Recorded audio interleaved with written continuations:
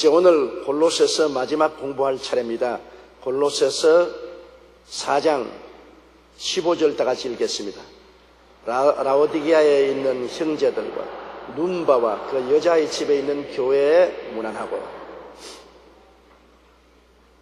라오디게아에 있는 교회, 마게도니아 지역에 있는 교회 중에 골로새 교회도 있고 히아라볼리스 교회도 있고 라오디게아 교회도 다 있었는데, 라오디게아 교회는 우리가 생각하기를 여의도 순복음과 같이 큰 건물을 가진 그런 교회라고 생각하면 오해입니다. 초대 교회는 교회 건물이 없었어요. 라오디게아에 있는 형제들과 눈바와 그 여자의 집에 있는 교회. 눈바라는 여자가 가지고 있는 가정집 교회인 것입니다. 원래 여러분, 교회는 이런 큰 교회 건물이 없었어요. 초대교회 예루살렘의 교회는 어디에서 시작했느냐? 마가 요한의 다락방에서 시작한 것입니다. 마가 요한은 바나바의 친척이 되는 분인데 굉장히 예수님을 열심히 따르던 가정입니다. 그래서 베드로가 감옥에 갇혔을 때도 마가 요한의 다락방에 모인 교인들이 열심으로 철야 기도해요. 하나님의 능력으로 베드로가 노연함을 받았지 않습니까? 가정교회입니다. 그리고 오순절날에 성령 받았을 때도 마가 요한의 집 다락방에 모여서 기도하다가 성령을 받았어요. 상당히 잘 사는 집이었는가 봅니다. 왜냐하면 120여 명의 사람들이 모일 만한 다락방도 가지고 있었으니 큼직한 집에 살았던 것입니다. 그러나 초대교회 예루살렘에서 첫 교회가 바로 마가 요한의 집에서 있었던 것입니다. 그러므로 여러분, 교회는 처음부터 가정에서 시작한 것입니다. 그 가정도 주로 누가 교회를 열었느냐? 남자가 아니고 여자입니다. 빌립보의 교회를 처음 세운 루디아 아닙니까? 자주장사 루디아가 바울의 설교를 듣고 회개하고 난 다음에 자기 집 식구를 다 세례받게 하고 집에서 교회를 시작했습니다. 빌립보에서 제일 처음 시작한 교회도 루디아라는 여자 교인의 집에서 시작한 것입니다. 로마에서 교회를 시작해서 하나님 말씀을 널리 전파한 브리스길라와 아굴라도 바로 집에서 시작했습니다. 그 집에는 부인이 굉장히 활동적이어서 그 가족을 말할 때 남편 이름부터 말하지 않고 아내 이름부터 먼저 말했습니다. 성경에 브리스길라와 아굴라. 브리스길라는 여자 이름이고 아굴라는 남편 이름인 것입니다. 그런데 여자가 굉장히 활동성이 강해서 그 집안을 볼 때 부인을 먼저 생각하고 남편을 나중 생각했습니다. 그것도 역시 집에서 예배가 시작했는데 그것도 브리스길라는 여자 성도의 뜨거운 열정에 의해서 교회가 그곳에 시작된 것입니다. 이러므로 교회가 처음 시작한 것은 가정집이었다. 우리는 요사이 교회로 생각하면 종탑이 있고 큰 건물이 있어서 많은 사람들이 모여서 예배를 드리는 것이 교회라고 하는데, 이것은 그 가정집 교회가 너무나 폭발적으로 성장하니까 모일 곳을 찾아서 땅을 사고 교회를 지은 것입니다. 우리도 한 가지요. 저도 48년 전에 교회를 지을 때 깨밭에 천막을 치고 교회를 시작했지만 실제는 그 전에 우리 최하실 목사님이 임시 거처로서 조그마한 벽돌집 건물을 지었는데 그 안채에서 예배를 시작한 것입니다. 그 안채에서 제가 상도동 선교사집에 살면서 왔다 갔다 하면서 주일날 그 안채에서 5사람을 모아놓고 예배를 시작했는데, 그 안채에서 예배 사람들이 점점 많아져서 조그마한 집에 한 20명 모이니까 터져나갈 것 같아요. 어디에 있을 데가 없어요. 그래서 깨밭에 천막을 치고 가마니를 깔고 정식으로 예배를 시작한 것입니다. 그전에는 예배를 봤지만은 가정예배식으로 봤기 때문에 정식 교회로 인정을 받지 못했습니다. 그냥 가정예배로 가정에서 예배를 드리다가 깨밭에 천막을 치고 가만히 깔고 난 다음부터 정식 교회로 인정을 받아 천막교회지만은 교회가 탄생한 것이 1958년 5월 18일이었습니다. 그러므로 모든 교회가 반드시 좋은 건물로부터 시작하는 것은 아닙니다. 우리 교회가 500개 교회 개척을 계획하고서 교회 개척을 하는데 그 중에 가끔 집안 재물을 다 팔아가지고서 땅을 사고 교회를 지어서 개척하는 제자들도 있지만 대다수의 제자들이 있는 건물을 세내어서 예배를 드립니다. 있는 건물을 세내. 근데 요사이는 그래도 그런 정도의 경제력을 우리 교회에서 대어줌으로 있는 건물을 빌리지요. 옛날 초대교회에는 핍박이 심하고 어마어마하게 고통을 당할 때이기 때문에 있는 건물을 빌릴 수도 없어요. 그냥 집에서 가정교회를 드리는데 바로 여기 골로새 편지하기를 갈라디아에 있는 모든 형제들과 눈바와 그 여자의 집에 있는 교회에 문안하라고 바울 선생이 로마 감옥에서 편지를 했습니다. 그런데 요사이 우리 아무리 큰 교회라도 큰 교회가 짜게져서 적은 소그룹인 구역으로 예배를 드리고 있잖아요. 구역은 사실은 1964년도에 우리 여의도 순복음교회에서 우리가 처음 공식으로 출발한 구역 운동이 오늘날에는 전 세계로 퍼져서 모든 교회가 소그룹이니 성경구락분이 여러 가지 이름은 다르지만은 소그룹으로 시작한 것입니다. 우리도 1964년 서대문에서 구역 예배를 시작한 것입니다. 그런데 오늘날 이 큰 교회보다도 구역이 왜 필요하냐? 사람들이 그 말을 묻습니다. 아마 교회가 있어 주일 예배 보고 수요일 예배 드렸으면 됐지 구역 예배가 왜 필요하냐? 그런 질문을 하는데 필요한 이유가 있습니다. 오늘날 사람들은 교회에 다 나오지만 교회에 많은 사람들이 모이는 교회는 그냥 나그네입니다. 나그네. 내가 오면 그저 오는가 보다 가면 가는가 보다지 나그네지. 누구 한 사람 따뜻하게 내 이름을 알아주고 내 가정 형편을 알아주고 나를 감싸주는 그런 모임은 아니거든요. 여러분 옆에 한번 살펴보세요. 아는 분은 별로 없지 않아요. 전부 다 나그네입니다. 그러니까 교회 와서 말씀을 듣고 은혜를 받아도 퍼스널 타치, 개인적으로 손을 붙잡아주고 어깨를 두들겨주고 사랑해주는 이런 것이 부족합니다. 사람은 여러분 그냥 얼굴만 보는 것보다도 손을 붙잡아 악수를 하고 덩어리를 두들겨주고 친밀해지는 이러한 퍼스널 타치가 굉장히 필요합니다. 어린아이들이 태어나서 아무리 엄마 젖을 먹이고 따뜻한 요이부자리를 준비해서 돌수할부자 줘도 엄마의 사랑을 베풀어 주지 않으면 죽는다는 것입니다. 그렇기 때문에 많은 영아병원에 어린아이들이 들어오면 죽어나가요. 그렇기 때문에 영아병원에서는 간호사들에게 반드시 의사 선생님이 명령한 게 있습니다. 하루에 3번이고 4번이고 어린아이를 꼭 안아서 얼러주고 뽀뽀해주라. 아무것도 모르는 어린아이지만은 사랑을 느껴야 살 수 있다는 것입니다. 몸에 저항력이 생기고 살아있는 생명력이 있다는 것입니다. 그렇기 때문에 어린아이를 안아서 얼러주고 우냐 그렇게도 해주고 그리고 쓰다듬어도 준. 옛날에 6.25 사변 때 많은 고아들이 고아원에 있었습니다. 더구나 정상적인 고아보다도 외국인 사이에 난 고아들, 혼혈아들이 많은 고아원들에 있었고 그 고아원에 제가 방문을 하면 정말 가슴이 찡해서 견딜 수가 없어요. 그때 느꼈던 것이 지금도 사라지지 않습니다. 왜냐하면 그 애들이 달라들어서 끌어안겨서 절대로 안 떨어지려고 합니다.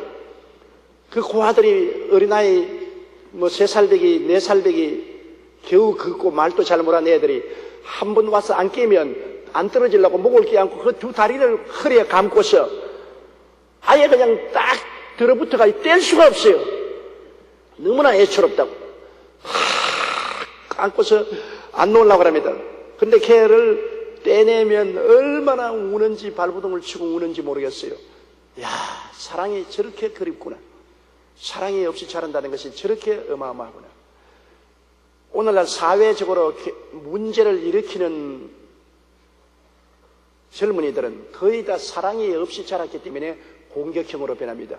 과학자들이 돼지를 기르면서 감시 카메라를 가지고 돼지를 가만히 살폈는데 엄마 돼지에게 사랑을 많이 받은 새끼는 음식을 먹을 때도 양보를 하고 천천히 먹고 공격적이 아닌데 엄마에게 후박을 받은 돼지는 음식이 들어오면 다 제껴놓고 지가 먼저 먹겠다고 고함을 치고 옆에 놈을 물고 그냥 발부둥을 치고 공격적으로 되더라는 것입니다. 돼지도 그래요.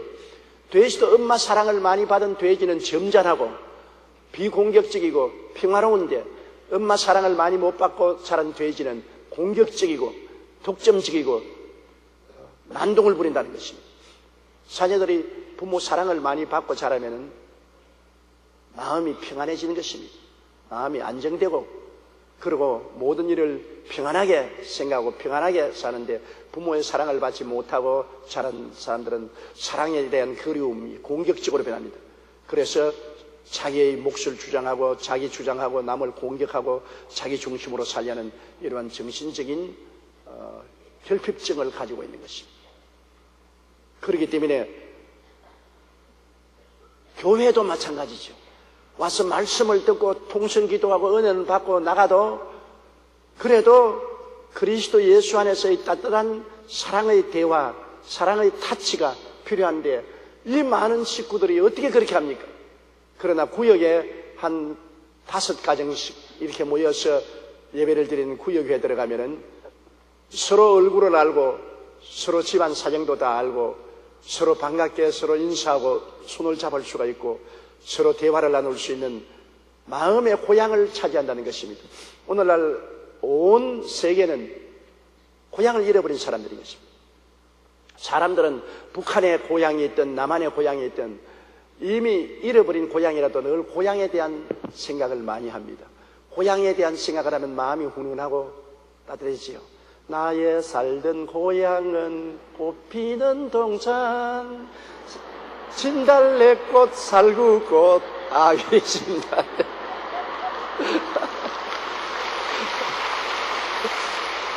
하도 옛날에 불러서 다 까먹어버렸어요. 그러나 고향에 대한 노래가 많고 고향에 대한 생각을 하면 얼마나 마음이 훈훈합니까? 더구나 북한에 있는 사람들, 고향이 그리워도 못 가는 신세. 고향이 그리워도 못 가는 신세. 고향, 왜 그러냐?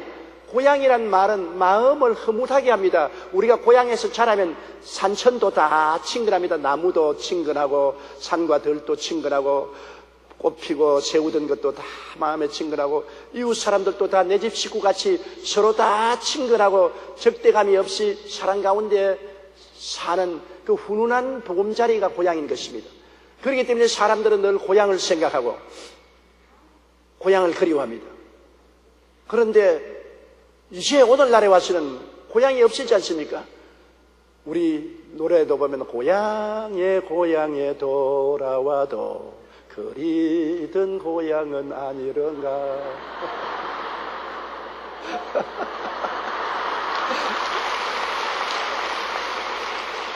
저도 고향을 생각하면 머릿속에만 고향이 있지 실제 고향이 없어요. 옛날에 내가 자라던 고향은 나무가 우거지고 바람이 불면 바람 소리가 겨울에는 너무나 무섭고 처량하고, 그리고 산새들이 울고 까치들이 집 앞에 있는 버드나무에 집을 짓고 뻐꾸기가 그렇게 봄철에는 뻐꾸하고 울고, 그 계곡 건너편에는 공동묘지가 있어. 항상 젊은 아낙네가 흰 옷을 입고 와서 슬피 우는 소리를 듣고, 또 그렇지 않으면 상년을 걸고 어하옹 어하남차 어하옹 이제 가면 언제 오나 어하옹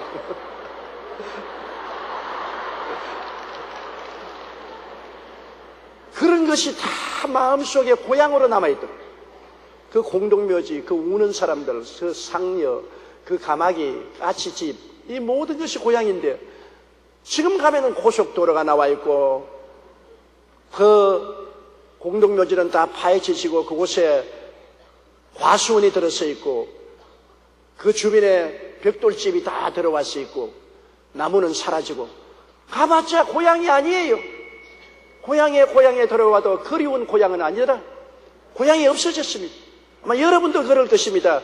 옛날 살던 고향, 그것은 꿈에나 있지 실제는 없어요.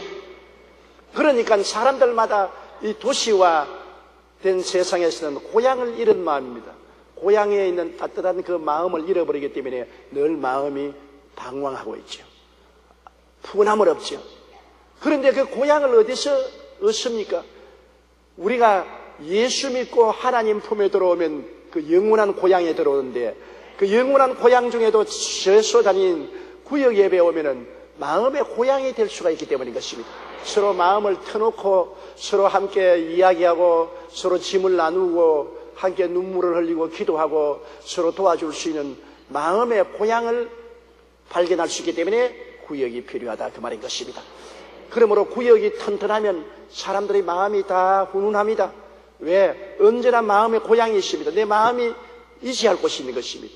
이러므로 구역 예배를 힘차게 강화시키고 구역장님들이 모두 다 고향의 동장 이장처럼 행동을 하고 모든 사람이 구역에 가서 마음의 위로와 힘을 얻을 수 있게 되어야만 교회가 튼튼한 것입니다. 이렇게 많은 군중이 구름대같이 모였다가 구름대같이 사라지는 곳은 고향이 없습니다. 그것은 하나님을 예배하는 예배 공동체 속에 하나님의 성령의 은혜를 받지만은 내 개인의 사정을 다 호소하고 풀어놓을 수 있는 그런 마음의 고향이 없는데, 이것이 바로 구역에서 얻을 수가 있는 것입니다. 그리고 사람들은 모두 다 자기가 인정받고 싶어요. 모든 사람은 최소한도 인정받고 싶어요. 어린아이도 여러분 이렇게 아이고 잘한다, 아이고 잘한다 그러면 조화가 이렇게 되지 않아요. 애기 여러분 그런 말 할 때 보십시오. 자기가 한 걸음 떼놓고 얼마나 신기해가지고서 자기도 좋아서 못 견디는데 부모 형제들이 잘했다고 박수를 치면 한 걸음 걸었다가 자빠져도 또 일어나서 또 걷고 또 걷습니다. 왜? 인정해 주니까. 사람은 자기를 인정해 주는 사람을 위해서 목숨을 바친다는 말이 있습니다. 이해해 주고 인정해 주니 얼마나 좋습니까? 제일 오늘날 가정적인 불행의 근원은 부부간에 서로 인정을 안 해주기 때문에 문제가 생기는 것입니다. 남편이 아내가 뭘 하는 것을 알아줘야 돼요. 아내가 수고하고 무거운 짐을 지고 가사를 돌보는 것을 알아준대. 알아주고 그냥 속으로만 알지 말고 종종 고맙다고 말하고 칭찬을 해요. 칭찬은 여러분 기계에 기름 붓는 것입니다. 칭찬은 좀 과대평가해도 좋습니다. 아, 참 잘한다. 정말 훌륭하다. 정말 멋있다.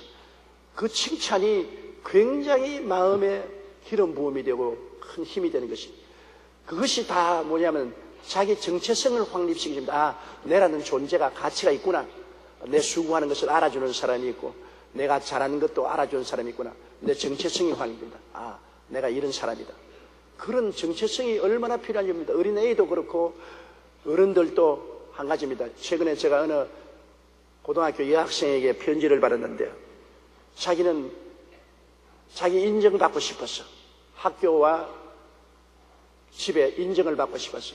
어마어마하게 눈물을 흘리고 공부를 해서 전교 8등을 했다. 그런데 공부를 잘하려고 한 것이 아니라 인정받으려고 그렇게 했다. 나는 그 편지를 받고 마음이 찡했습니다. 얼마나 집안에서 인정을 안 해주고 학교에서 왕따를 당했기에 어찌한지 왕따를 면해보고 집안에서 인정받으려고 8등까지 했다가 너무 지쳐가지고서 나중에 나가 떨어졌는데 공부를 하다가 이제는 제일 꼴찌에서 몇 등을 하고 있다고 그랬었습니다. 사람은 인정받기를 원합니다. 여러분도 다 아버지 어머니로서 인정받기를 원하지 않아요. 늙어지면 자꾸 일에 간섭을 합니다. 왜? 늙어지면 가족들이 다 모여서 아들, 손주, 아들, 딸들도 다 자기끼리 이야기하지 늙어있는 구석에 그냥 남겨놓거든. 그렇기 때문에 늙으니까 자꾸 뭐? 무슨 말 했어? 나도 말해줘. 뭐라고? 귀는 안 들리는데 고함은 꽥꽥 칩니다. 제가 불광동에서 목회할 때 80살 먹는 할머니인데 그 딸은 여자 고등학교 교장 선생님이었어요. 잘 살았어요 그때. 그리고 손자 손주들이 많고 집에도 가면 그 할머니 방에 좋은 요일까지 깔아놓고 좋은데 그 할머니 구태여 교회 오면 한 평도 안 되는 내 방 내 혼자 누우면 다 누워버리는 흙집에다가 그 방에 꼭 들어와서 앉아서 안 간다고요. 참 기가 막혀. 그냥 예배당에 오면은 일찍 와도 내 방에 들어와 앉아있고, 예배 마치고 나서 저기까지 거기 앉아있고, 내가 먹는 밀가루 죽도 숟가락만 가져와. 그러고서 내 죽을 같이 먹으니까 나는 적게 먹지 않아요. 자기 집에는 좋은 호의호식 하는데. 그래서 할머니 집에 가세요. 딸도 있고 손주 손녀들도 다 있는데 왜 이 추운데 이 조그마한 방에 와서 이랬어요. 가세요. 그러면 내가 싫어? 아니 싫지는 않지요. 사실 싫지만은 또 어떻게 조의 종이 싫다고 말합니까? 우리 집에 가면 아무도 나를 알아주지 않아. 딸은 학교에 가서 아침 일찍 출근하면 저녁 늦게 들어와서 내 얼굴도 한번 볼 수 없고, 손자 손주들은 자기끼리 모여서 이야기하지 나는 이야기도 안 들려줘. 나는 집에 가면 혼자야. 아무도 말해주는 사람 없어. 나는 없는 것하고 한 가지야. 그런데 여기 오면 전도사님이 날 반가워해 주지 않아. 날 알아주고. 그러니까 여기가 이렇게 좋다고. 자기는 좋은데 나는 죽을 지경이야. 그런데 내가 지금까지도 마음에 쓰린 것은 80 먹은 할머니가 하루는 조전도사, 예, 내가 싫지. 그래서 싫다고 말하고 싶은 게 여기까지 올라와도 왜 싫어요? 하나님의 귀한 딸인데. 그러니까 손을 이렇게 꼬더라고요. 이렇게. 내 나이 많다고 무시하지 마. 마음은 처녀야. 아유, 정말 죽을 뻔당했네.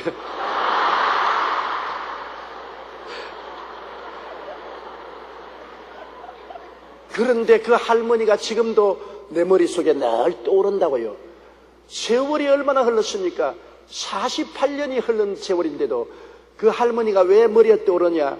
그 할머니의 그 형언할 수 없는 고독, 아무도 알아주지 않는다는 그 고독, 좋은 집에 좋은 요리부 자리에 자녀들이 다 있건만은 아무도 필요 없게 생각하니까, 그러니까 그 고독이 몸서리쳤던 것입니다. 그래서 전도사 내 방에 늘 들어와 있으면서 늙었다고 욕하지 마라. 마음은 그래도 젊은 처녀라고 나에게 악역띄우면서.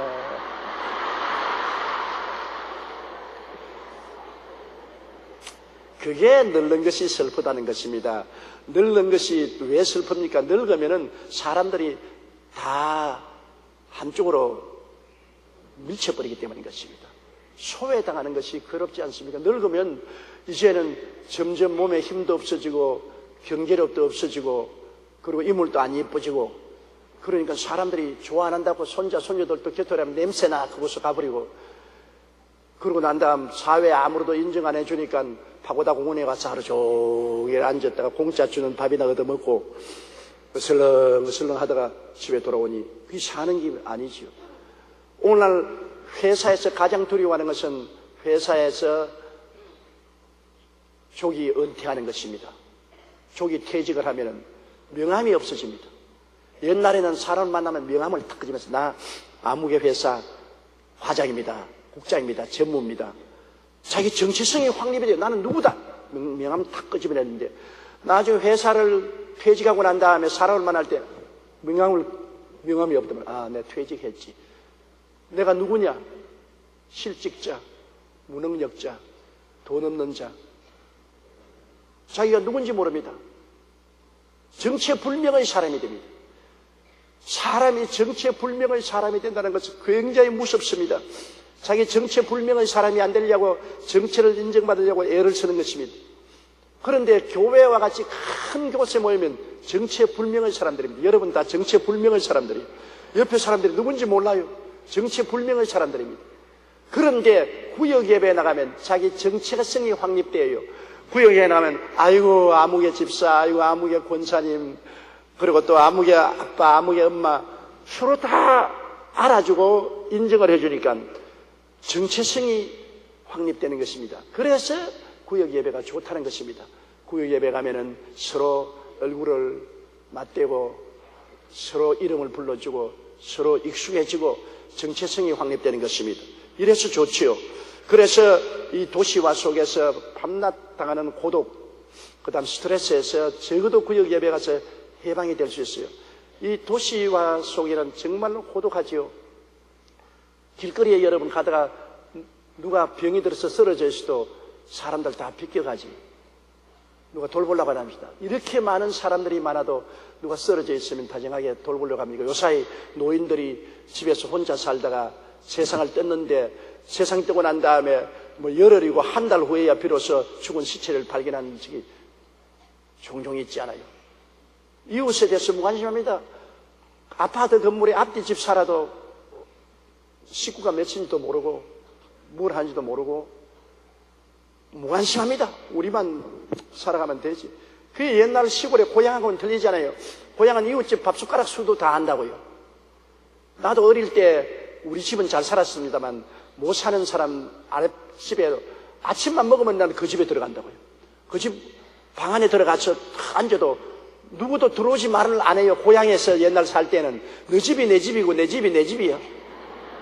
그 집 안방에 내가 들어가서 그냥 언제고 낮이고 밤이고 그냥 문 열고 들어가서 있어도 나가라 말 안 하고. 우리 음소언니라고 우리 집에서 머슴살이 하시던 분이 결혼을 했는데 새댁을 데리고 왔는데 나는 그 집에 새댁에 아주 밤낮으로 출입을 했다고. 이제 생각하니까 참 무지막지한 노릇을 했어. 왜냐하면 문을 확 열고 들어가면 두 사람이 있다가 깜짝 놀라는데 내 속으로 왜 놀라는지도 몰랐다고 그때 어리니까. 그래서 그 새댁이 가지고 있는 그라분도 내가 찍어서 바르고 그래도 용남을 방했다. 그게 옛날에 고향이었다고. 근데 요사이는 너무나 고독하잖아요. 전부 남에게는 관심이 없고 내 권리 주장만 하고 내 개인주의적으로 꽉 사는 이러한 시절에 그 외롭고 또 스트레스가 많지. 뭐 사는 것이 생존 경쟁이 엄청나게 심하니까 스트레스가 많죠. 못 사는 나라처럼 웃는 사람이 많고 잘 사는 나라처럼 찌끄린 사람이 많습니다. 여러분 행복지수를 조사하니까 저 못 사는 방글라데시나 카자흐스탄이나 저런 못 사는 나라의 사람들이 행복하다고 하는 사람이 스위스나 노르웨이, 덴마크 사람보다 많아요. 왜? 없는 사람이니까 아무것도 없으니까 웃기나 웃어보자는 겁니다. 해보놓으니까 싸울 것도 없는데 조금이라도 경제력이 있고 잘 살면 더 잘 살라고 더 생존 경쟁력이 치열해집니다. 사람이 잘 살면 잘 살수록 더 생존 경쟁이 치열해집니다. 더 많이 가지려고 하고 더 투쟁을 합니다.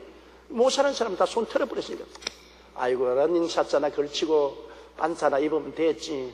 그 다음에는 끄적대기 깔고 살고 경쟁하지도 아니하고 너덜 웃으면 웃고 살아보자. 그러니 스트레스가 적지요. 우리 한국도 옛날에는 스트레스가 무슨 말인지 몰랐어요. 스트레스라는 말을 몰랐어요. 그런데 요사이는 약간만 하면 스트레스 받는다 그러거든. 그건 왜냐하면 너무나 생존 경쟁이 심해지니까 점점 더 스트레스를 받습니다. 북한에서 내려온 사람들이 제게 하는 말을 제가 여러분들한테 남한에 도저히 살 수가 없다는 거죠. 왜냐하면 이렇게 심한 경쟁에 어떻게 살아나느냐. 북한에는 정부가 다 집도 정부가 가지고 있고 땅도 정부가 가지고 있고 공장도 정부가 있고 소유한 것이 없어. 내 거라고 주장한 것 없어. 그러니까 일을 하러 나가면 하루 종일 밭에 나가서 풀 한 포기만 뽑아도 배급받는다는 겁니다. 그러니까 일이 안 돼. 농사 짓는다고 나가서나 서로 일 적게 하려고 공장에서도 제품 숫자만 맞추면 되지 질은 형편없. 그게 공산당이 안 되는 것이. 그러니까 스트레스는 없지. 내가 풀 한 포기만 뽑아도 배급 다 먹고 신 10켤레 만들면 밑창이 없는 신 숫자만 10켤레 맞춰놓으면 되거든. 그게 팔리든 안 팔리든 그건 상관할 것 없어. 그러니 공산주의는 일할 이욕을 빼앗기 때문에 경제가 파탄이 되고 전부 거지가 됐지 않습니까? 그런데 그 반면에 아무 일도 안 하고 책임을 안 져요. 나라가 망하든 흥하든 공정이 망하든 농사가 되든 책임질 거 있냐? 윗사람이 따라하지. 스트레스가 없어요. 그런데 대한민국에 나와 보니까 우리는 정부에서 먹여주지 않지 않아요.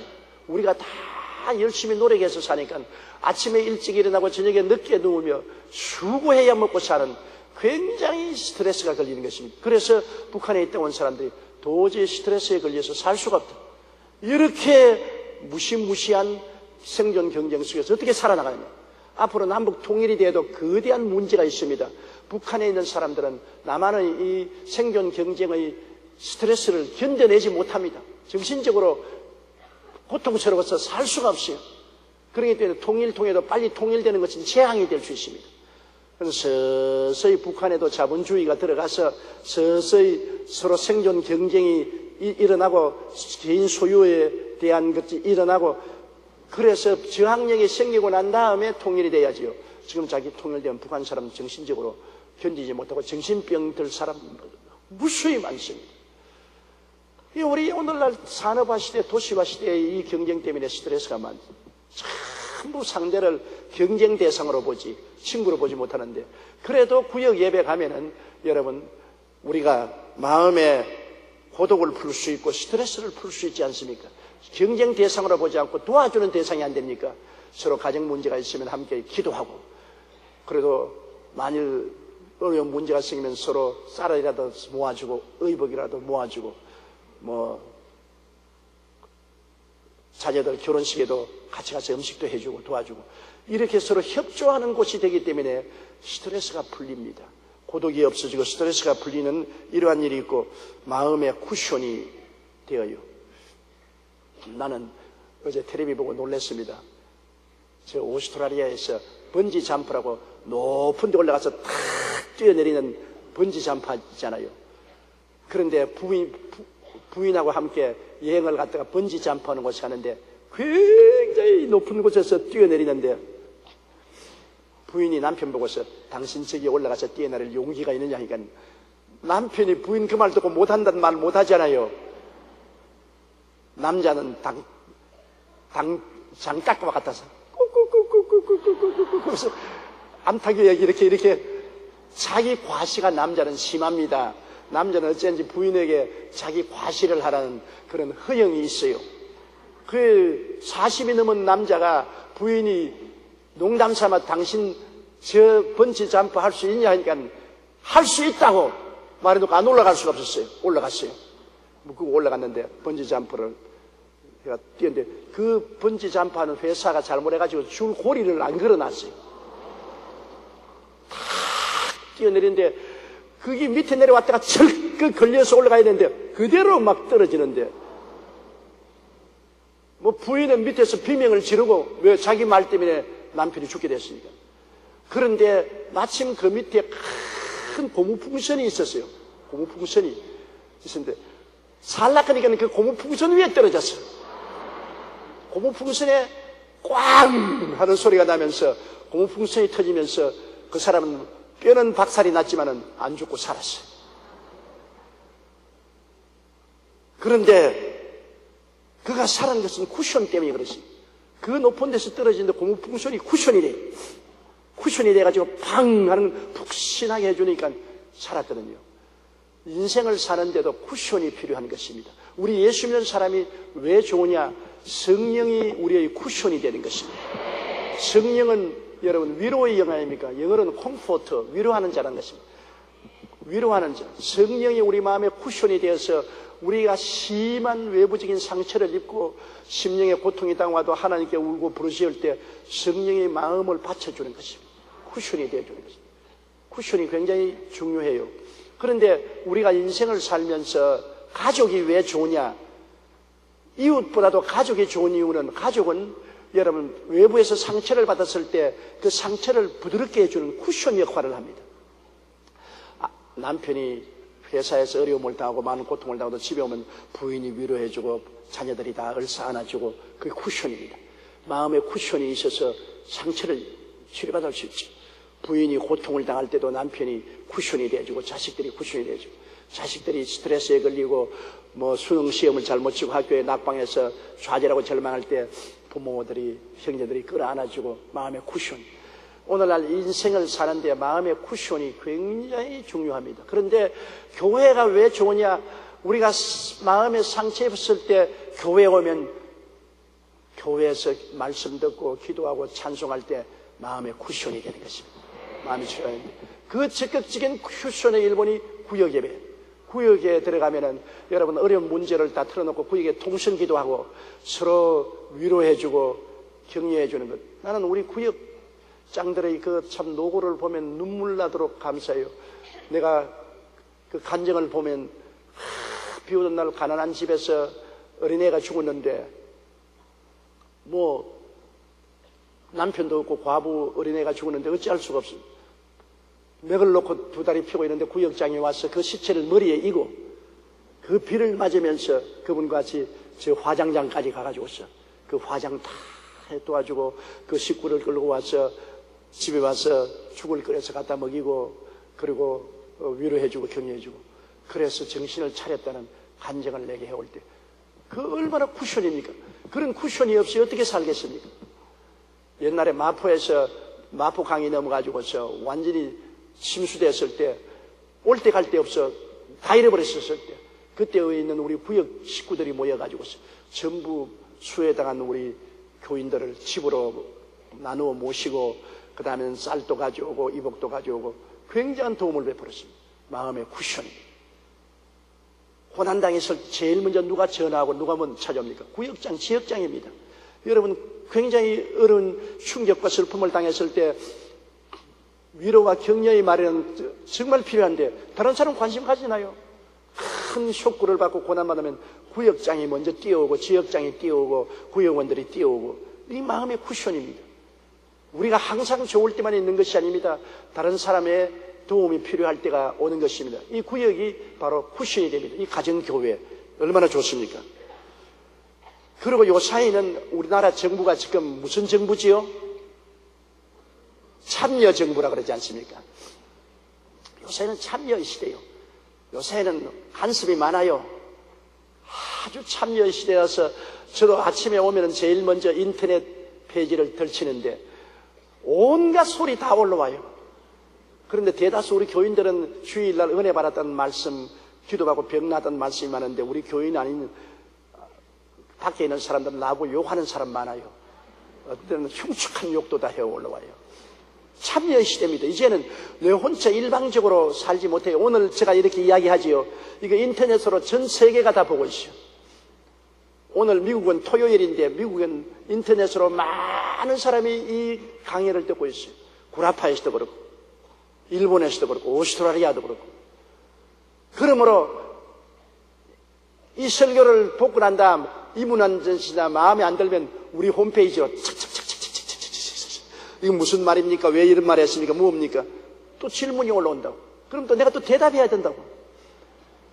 옛날과 같이 일방적인 독주란 없습니다. 모든 것이 참여 시대인 것입니다. 이번에 황우석 박사 문제가 생겼었을 때 얼마나 많은 네티즌들이 항의를 하고 글을 올렸지 않습니까? 요 사이는 네티즌이 모든 일에 참여합니다. 우리 노무현 대통령 선거 때 네티즌들 바람에 대통령 선거에 당선되지 않습니까? 젊은 애들이 쫙 서로 인원을 나누어서 참여합니다. 내 혼자 살 수 없습니다. 그래서 요 사이 저도 그것을 이용해서 우리 지역장, 구역장, 우리 재직들에게는 생일날이면 제가 참여하잖아요. 생일에 참여하잖아요. 생일 축하 전화 메시지 꼭 받지요. 제가 꼭 전화 메시지 드립니다. 크리스마스 때도 드리고요. 정초에도 드리고요. 추수감사 때도 드리고요. 왜 참여합니다. 제가 여러분 생활에 일일이 가정을 방문해도 핸드폰을 통해서 참여하잖아요. 그리고 중대한 문제가 있으면 여러분에게 인터넷을 통해서 다 연락하고요. 오늘날은 참여 시대입니다. 혼자 살지 않습니다. 그런데 가장 참여가 잘 되는 것이 구역이지요. 교회에서는 여러분 제가 서서 일방적으로 설교하니까 말하고 싶어도 말도 못하고 말했다가는 우리 재직들이 뛰어와서 앉으세요. 정화음을 치면 끌려나가지 않아요. 그러나 구역 예배는 서로 모여가지고서 다 인원한다고요. 우리가 촛불 기도회를 했으면 어떻게 했는지, 우리가 상암 축구장에서 기도대회를 열었으면 어떻게 할 것인지 전부 서로 인원하지 않아요. 참여하지 않아요. 그런데 이 구역 예배가 왜 좋냐? 속 시원하게 참여할 수 있고, 내가 문제가 생기면 서로 질문할 수 있고 해답을 받을 수 있고, 거기에서 해답을 못 받으면 상부에 연락해서 해답을 받을 수 있는, 서로 대화와 참여를 할 수 있는 곳이 바로 구역 예배인 것입니다. 그리고 결국에는 교회를 지키는 것은 구역이 교회를 지킵니다. 옛날에는 여러분 구약시대는 교회가 부패할 때 선지자들이 일어나서 교회를 질타하고 타락해서 건져냈죠. 그리고 초대교회 때는 성자들이 일어나가지고 교회를 지켰고, 중세에는 신학자들이 일어나가지고서 신학자들이 교회를 공산주의, 물질 만능주의, 이기주의에서 지켰습니다. 근데 오늘날에 와서는 누가 교회를 지킵니까? 오늘날의 이 세속화, 온 사람들이 다 개인주의적으로 나가고 세속화로 나가는 이 시점에서 누가 우리 교회를 지켜주는 것입니까? 개인 성도 한 사람 한 사람이 교회를 지킬 도리밖에 없습니다. 오늘날은 교회 개인이 지키는데 그 개인의 힘이 어디서 나옵니까? 구역 조직에서 나오는 것입니다. 여러분, 놀라운 것은 옛날에 벌써 세월이 많이 흘렀죠. 우리 여의도 광장에서 100만 명이 모여서 기도회 했잖아요. 100만 명이 모여서. 정말 우리 교회의 실력을 온 세계 만방에 나타내는데 100만 명이 모였다고요. 그런데 밤새도록 천둥 번개가 치고 비가 왔는데 바로 예배 직전에 한 2시간 비가 그쳤습니다. 그래서 내 생각에는 낭패로다. 밤새도록 천둥 번개 치고 비가 왔고 이제 날이 덜컥 깬 지가 한 2-3시간밖에 안 됐는데 어떻게 교인들이 몰고 하는데, 구름대같이 교인들이 꾸역꾸역 모여서 여의도 광장 이쪽에서 저쪽까지 꽉 채웠습니다. 누가 데리고 왔냐? 전부 구역장들이 끌고 왔어요. 구역장들이 구역원을 총동원해서 끌고 가고, 나중에 구역원이 없는 사람은 노인정에 가서 노인 할아버지 할머니까지 끌고 왔더라고요. 얼마나 구역장들이 구역을 동원해서 열심히 했던지, 여러분 100만 명이 꽉 들어찼다. 우리 요즘 10만 명 상암동 기도대회도 어떻게 10만 명이 그렇게 모입니까? 그냥 오라고 해서 절대 안 모여요. 구역장, 지역장들이 전부 다 구역원, 지역은 전화 걸고 점검하고 또 확인하고 그리고 끌고, 그러고 난 다음에 전부 상암동으로 오니까 모였지요. 그러니 구역의 힘이 얼마나 셉니까? 우리 교회가 75만이라고 하지만은 그대로 날 떨어지면 다 뿔뿔이 흩어진 모래알이라서 연락이 안 됩니다. 그러나 구역 조직을 철저히 되어 있기 때문에 위에서 한마디 내려가면 구역으로 쫙 보입니다. 그리고 또 우리 여의도 순복음의 구역장들 열성 아닙니까? 보통 열성이 아닌 데는 목사가 강단에서 아무리 말해도 소용이 없어요. 그런데 우리 구역장님, 지역장님들은 열성이라 한번 명령 내리면 어찌하든지 해놓고 마는 것입니다. 그래서 나는 천당 가면 하나님이 제게 상급을 주면 우리 구역장님들, 지역장들에게 다 나눠주려고 그래요.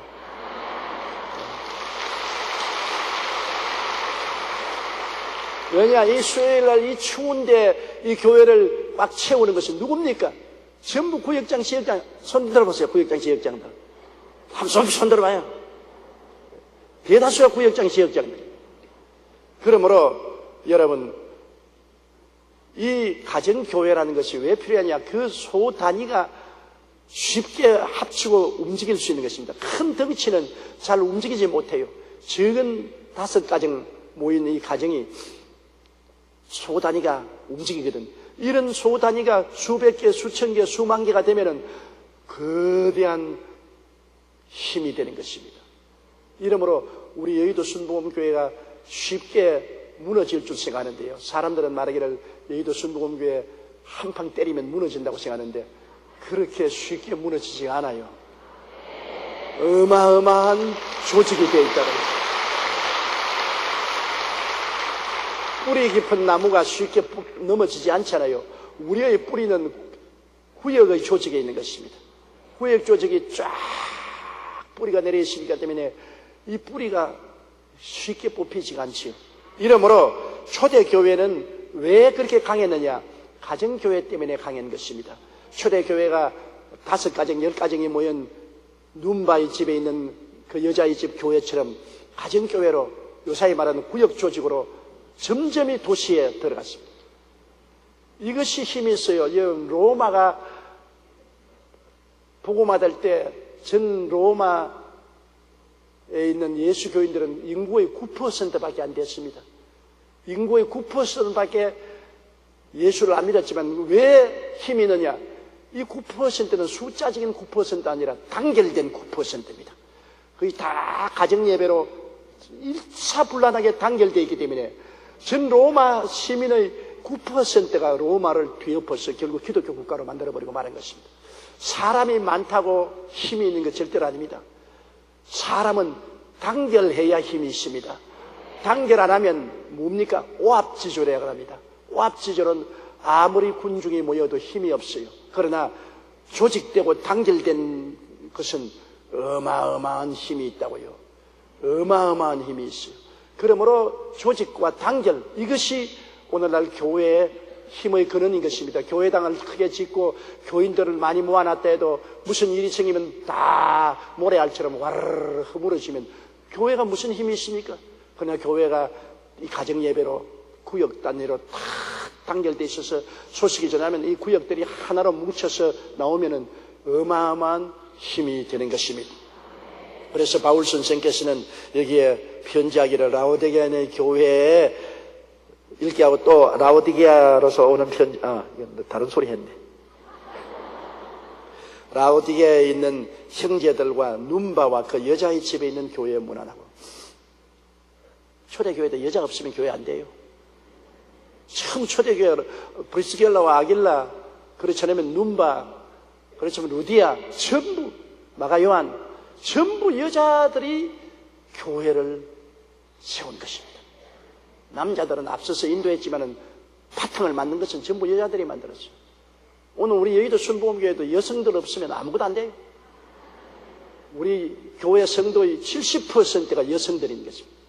남자들 천당은 여자의 멱살이 잡혀서 가는 사람이 많지 자발적으로 가는 사람이 없어요. 정말 하나님이 여성들을 멋있게 만들었어요. 왜? 여성들이 교회를 어느 곳에나 중심적으로 붙잡고 세운 것입니다.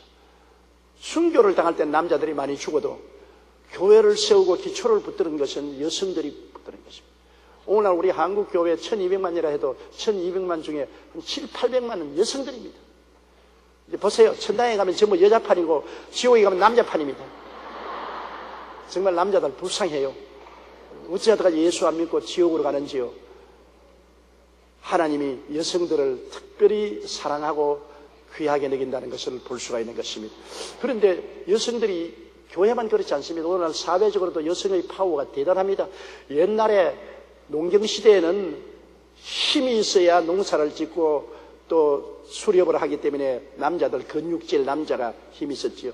또 산업화 시대에도 공장을 가동하고 뭐 집을 짓고 물건을 나르고 하는데 남자가 근육질이 있어요. 남자가 힘이 있지만 요사이는 이제는 전자화 시대, 이제는 하드웨어 시대가 아니고 소프트웨어 시대, 전부 다 전자, 전기 이런 것으로서 단추만 누르면 되는 컴퓨터 시대입니다. 컴퓨터 시대는 근육질이 소용없어요. 머리가 얼마나 잘 들어가냐, 섬세하고 머리가 얼마나 잘 들어가느냐. 그런데 요사이는 남자보다도 여자들이 섬세하고 머리가 잘 돌아가기 때문에 모든 면에 남자들보다 우세합니다. 요사이 우리 한국의 국가공무원 시험치 보면 뭐 판사, 검사 시험뿐 아니라 모든 국가공무원 시험이 1등 했다면 여자입니다. 대학교에서도 1등 졸업하는 데 가보십시오. 거의 다 여자가 1등 졸업합니다. 오늘날 시대는 이제는 남자의 근육질 시대가 지나가고 여자의 섬세하고 그 머리를 쓰는 시대가 다가왔기 때문에 괜히 남자들 울룩불룩 근육질 자랑하다가는 큰 변을 당하는 것입니다. 지금은 전부 머리만 쓰지요. 요 손가락을 쓰는 것입니다. 정말 컴퓨터 시대예요. 인터넷 시대예요.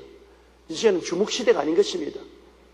앞으로 전쟁도 여러분 이제 남자들이 뭐 총 들고 산으로 들로 귀국하는 시대는 지나가고 뒤에 앉아서 컴퓨터를 가지고서 전쟁을 할 것입니다. 그렇기 때문에 그때는 이제 남자들만 군대에 가지 말고 여자들도 다 군대 가야 돼요. 왜? 이제는 근육질로 싸우는 시대가 아닌 것입니다. 이러므로 나는 더구나 다른 사회 여러 분야에도 여성들이 많이 진출해서 우리 사회를 더 잘 살게 만드는 게 고마운 일인데 무엇보다도 교회 우리 여성들이 많이 진출해서 교회의 튼튼한 밑바탕이 되어줌으로 너무나 감사하죠.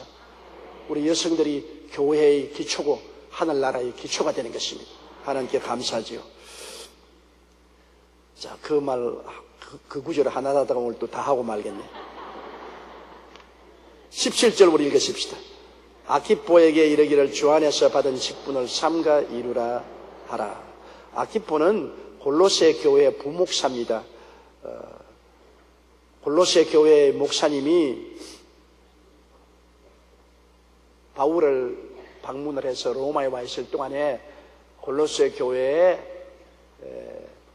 부목사인 아키포에게 바울 선생이 교회를 통해서 부탁하는 것입니다. 직분을 충실히 하라.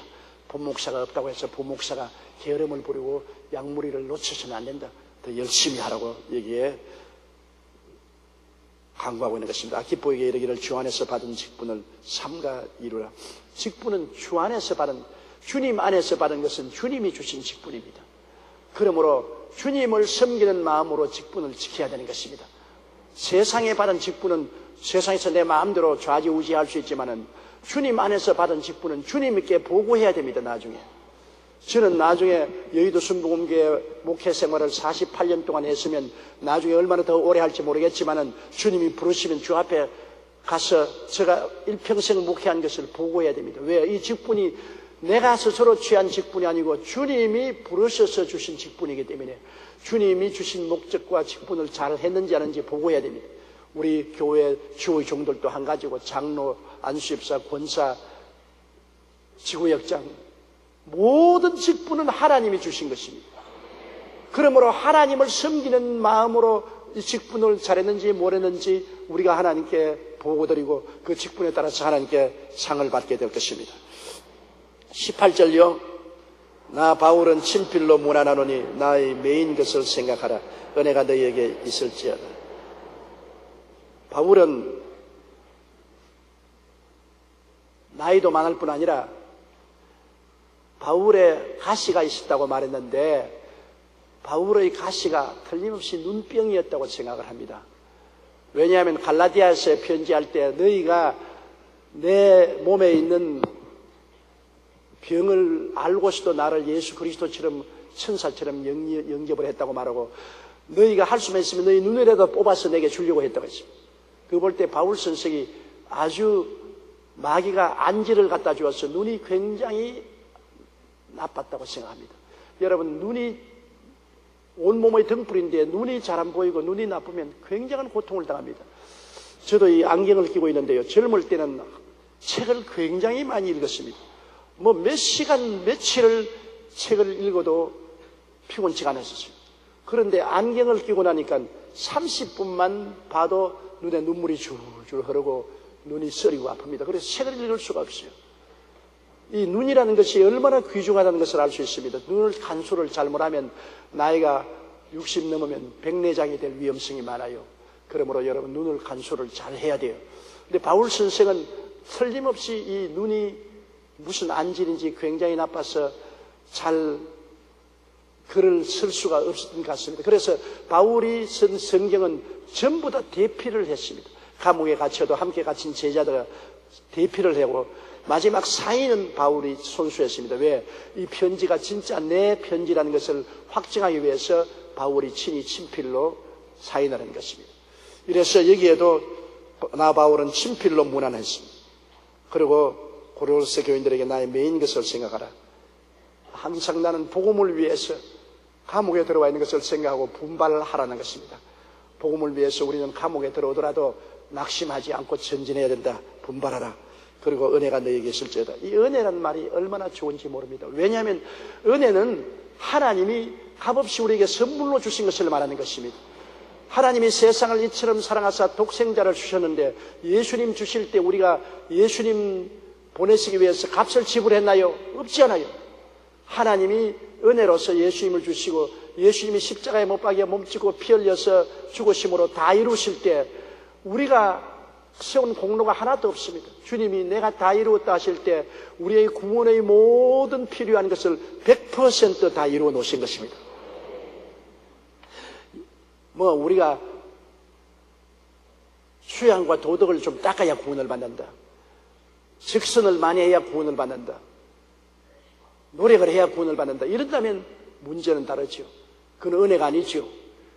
은혜 플러스 인간의 공로가 되지요. 그러나 예수님이 내가 다 이루었다는 것은 예수님 은혜가 50%고 우리 노력이 50%인 것도 아니고, 예수님의 은혜가 80%고 우리 노력이 20% 되는 것도 아니고, 예수님의 은혜가 99%고 우리 노력이 1%라도 보태진 것이 아니고 100% 주님 은혜라는 것입니다.